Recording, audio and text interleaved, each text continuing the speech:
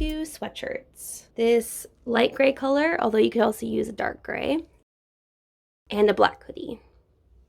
Now, mine are from the same place. I tried to thrift them, but honestly, every place I looked just didn't have any sweatshirts at all. Probably because it's the beginning of summer, but I wanted to get this project done. So I ended up buying 2 sweatshirts from the same online retailer, so I could be sure that they're exactly the same size. If you can thrift your sweatshirts, which is definitely recommended, the most important thing to look for is this armhole size. So when you're in the thrift store, you'll take these 2 measurements and just line the armholes up and make sure they're roughly the same. Now you can make the arm a little bit smaller when you're sewing it in. If it's not exactly the same, it's not the end of the world. Now this is less important, but also it's good to check the sleeve length.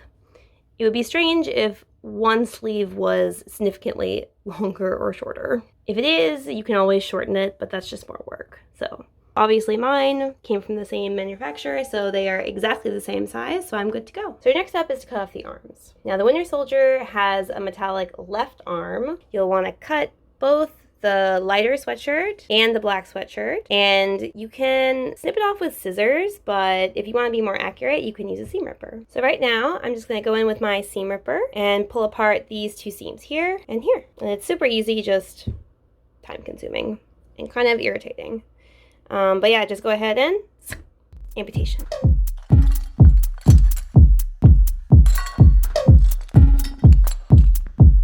Samurai sword on my back. You don't know how to act. Maybe you should relax. Alright, so now that you've unpicked the arm, you'll have this black sweatshirt and then your gray sleeve. So for the meantime, you can just forget about this black sweatshirt and start with the gray sleeve.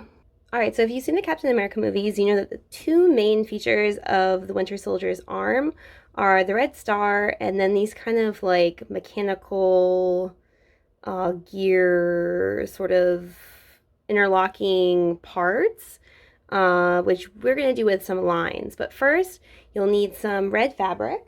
I just had some scrap fabric from my heart beret. So the best thing to do is to get some red fabric that doesn't fray, because we're not actually going to be sewing this down that carefully. If you're like me and you're absolutely shit at drawing stars from just freehand, then you can go ahead and trace a star that you find online and use it as a pattern, which is exactly what I'm going to do right now.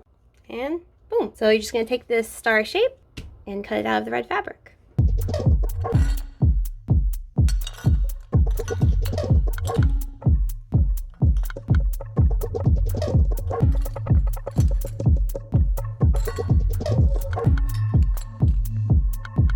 Stop. So now that we have the star cut out, we can go ahead and sew it onto our arm.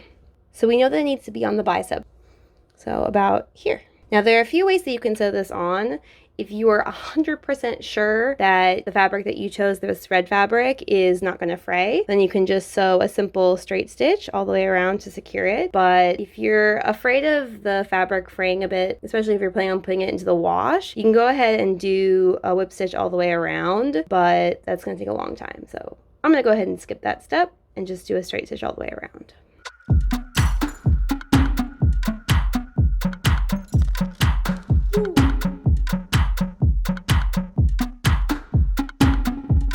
Okay, so my original plan was to use a fabric paint marker, but I pulled my black one out and look at this. Mold. Like, what? Okay, so change of plan.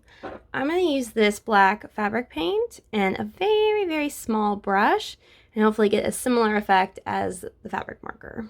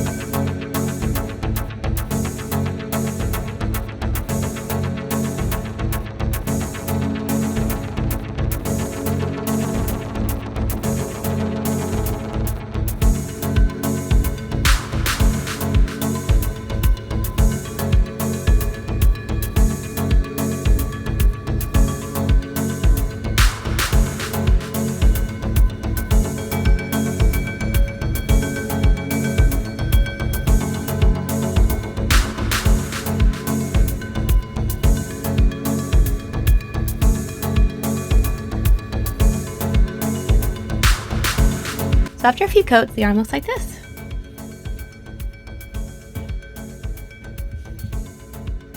I'm pretty happy with the way it turned out. So now we just need to reattach it to the sweatshirt.